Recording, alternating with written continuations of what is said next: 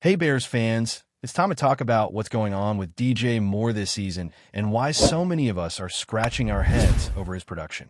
The truth is, it's been a frustrating year, and for a player of his caliber, the numbers just don't line up with expectations. You look at the first 13 games, and it's hard to argue that he's producing like a top wide receiver. In fact, when you break it down game by game, it almost feels like his stats are closer to a number 3 wide receiver than a number 2, which is concerning considering the investment the Bears have made in him. The numbers themselves paint a clear picture. On pace for roughly 700 receiving yards and 4 touchdowns.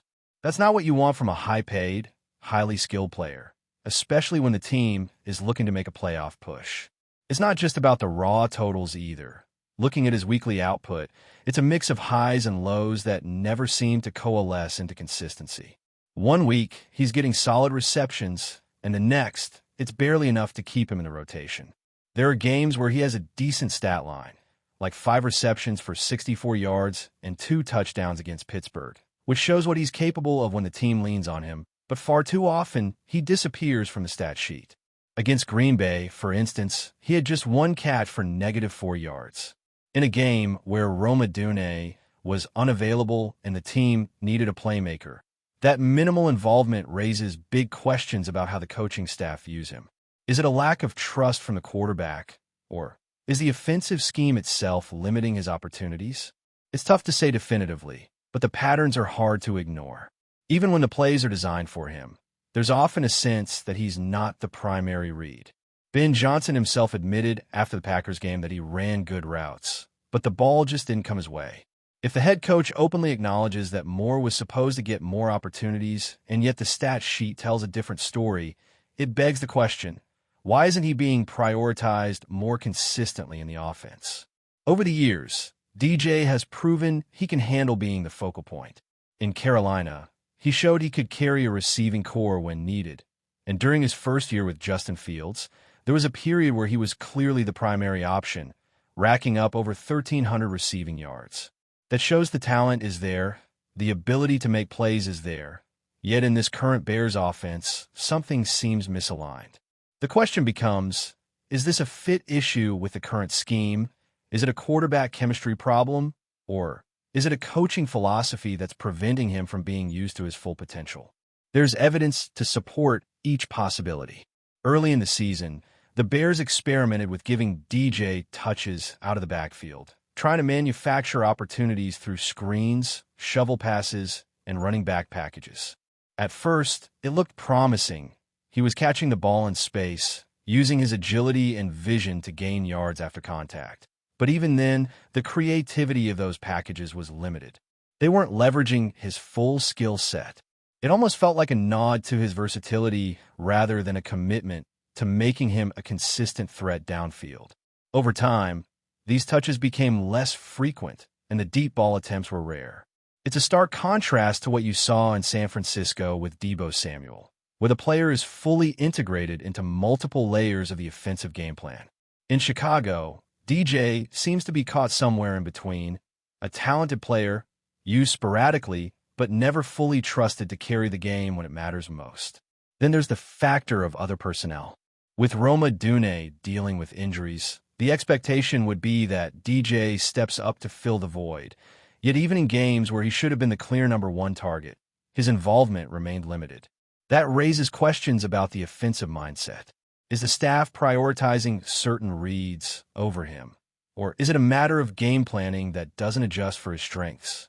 Even with all the mouths to feed on this roster, there are moments where his potential impact is unmistakable, yet he's barely featured. The contrast between games like the Steelers matchup, where he was heavily involved, and the Packers game, where he had negative receiving yards, highlights a concerning inconsistency in how he's being deployed. Financially, the stakes are high. DJ is earning $28 million a year, and while there's acknowledgement that he brings leadership and character to the locker room, he's a Walter Payton Man of the Year nominee after all. Production is the ultimate metric in a performance-driven league. Teams need to get value from every high-paid player, especially in a season where playoff positioning is on the line. Right now, the Bears are 9-4 with 4 games remaining, which means every opportunity to maximize offensive efficiency counts. With DJ disappearing at key moments, it's a strategic problem as much as it is a performance issue. How the team addresses this over the final stretch could have major implications for both the playoffs and for his future with the organization. Looking at the broader picture, it's easy to see how theories start to emerge.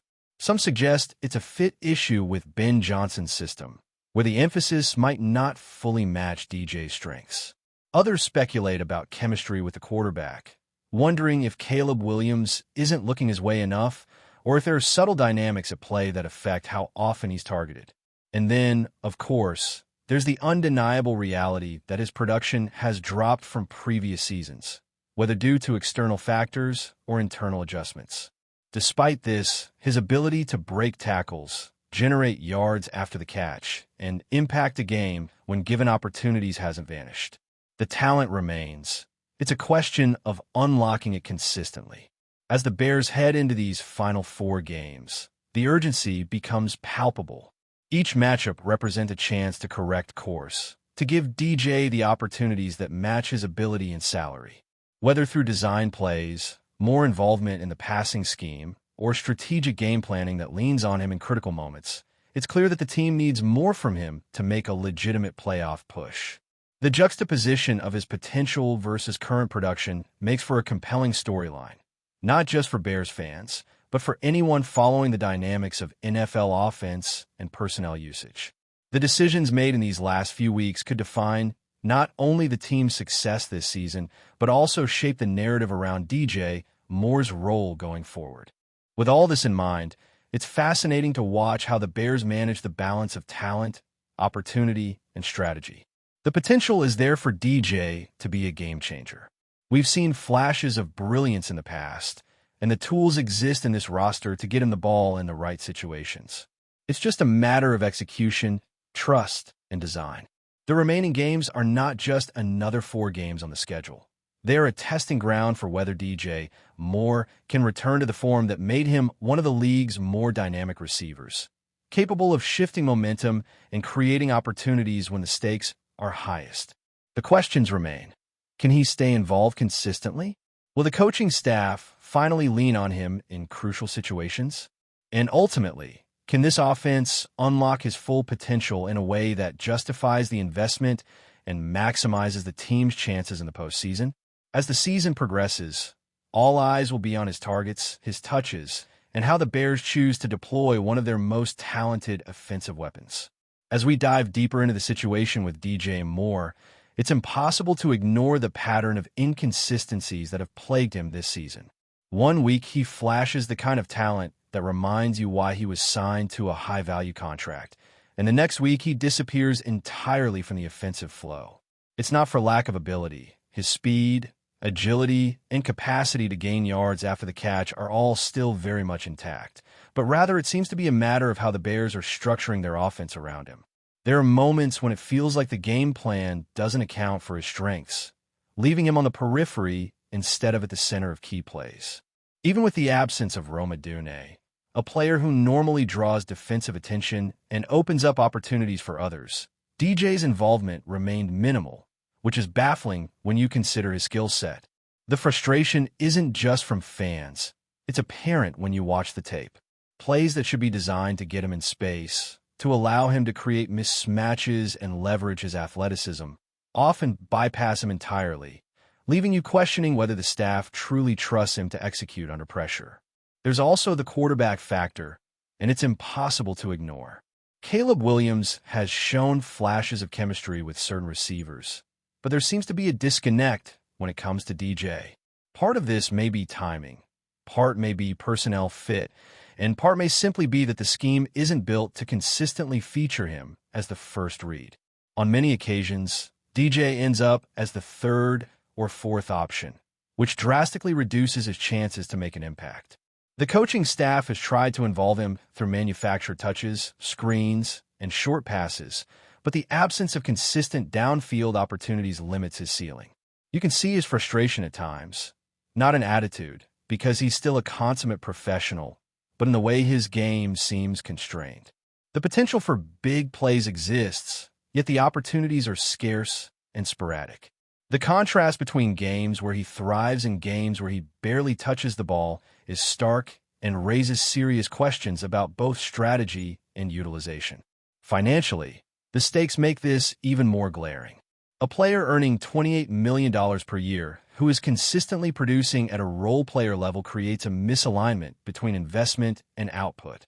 Teams in the NFL operate in a results-driven environment, and every high-paid player is expected to justify their contract through tangible production on the field. Leadership and locker room presence matter, and DJ has been exemplary in that regard, but the ultimate measure is performance, especially as the Bears eye a playoff run. If he continues to be underutilized, the team risks leaving valuable yardage and scoring opportunities on the table, which could make the difference between a deep postseason push and an early exit. This adds another layer of urgency to the remaining 4 games. How the Bears choose to deploy him now could determine not just the playoff trajectory, but also the long-term future of DJ Moore in Chicago. One of the intriguing aspects of this scenario is the contrast between DJ's current production and his historical performance. In Carolina, he consistently showed he could be a focal point of an offense. Even in Chicago, during his early time with Justin Fields, he demonstrated the ability to carry a receiving core and produce at a high level. The talent is undeniable, the football IQ is evident, and the athleticism is still there. Yet in Ben Johnson's offense, the pattern is clear. DJ is often relegated to peripheral or gadget-type plays rather than being fully integrated as a primary weapon. It's not necessarily a reflection of his capabilities. It's a reflection of how the team is choosing to use him.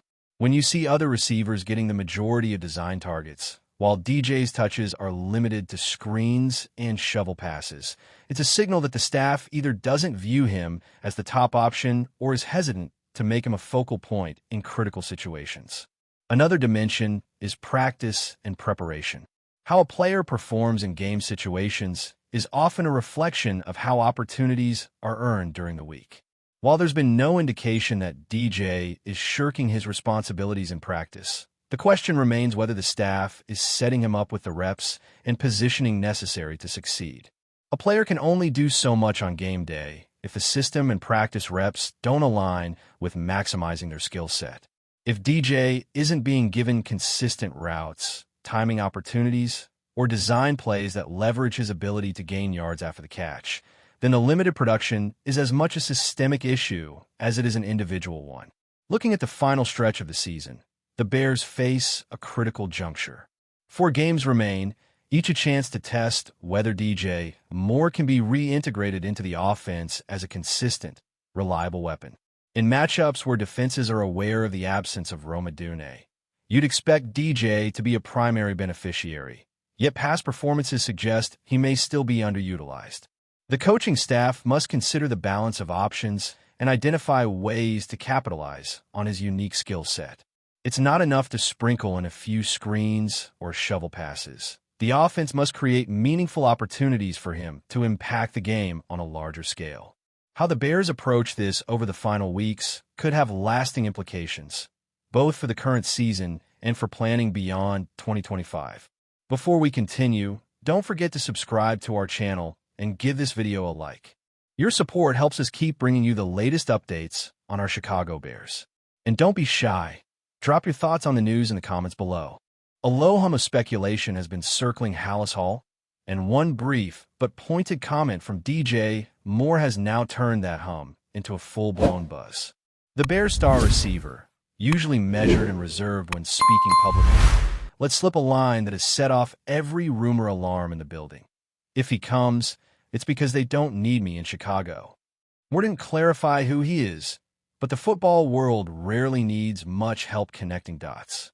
The Bears have been quietly linked to a high-profile pass catcher whose name has been floating through league conversations for weeks. Nothing official, nothing concrete, just enough murmurs to make front office walls feel a little thinner and player ears a little sharper. Insiders close to Moore describe him as confident but slightly irritated, the kind of edge a player gets when he senses the team is looking over his shoulder. Whether this mystery target is a rising star or a seasoned veteran, The message Moore delivered sounded more like a warning shot than casual banter. It was the tone of a player who knows his value, but is also aware that the NFL is a business that rarely waits for feelings to catch up. Around the facility, no one is saying much, but everyone is saying something with their silence. Coaches dodge questions with polite smiles. Teammates shrug with that practiced, "I didn't hear anything" expression, and staffers suddenly remember urgent tasks whenever Moore's comment comes up. The fan base, meanwhile, has erupted into its usual frenzy. Social feeds are churning with guesses, debates, mock depth charts, and even conspiracy theories about internal shakeups. Some argue the Bears are simply trying to strengthen a thin position group. Others insist it's an early sign of a philosophical shift on offense, one that might not feature Moore as the unquestioned focal point. Whatever the truth is, Moore's words have cracked open a door the Bears may not have intended anyone to look through. It might be nothing. It might be everything. But for now, one thing is clear. Chicago is suddenly the loudest quiet place in the league, and all it took was one line to set the whole city whispering. That's it for this update. If you enjoyed the video and want to stay updated with exclusive news about our Chicago Bears, be sure to subscribe to our channel and hit that like button. We can't wait to hear your thoughts in the comments. See you in the next video.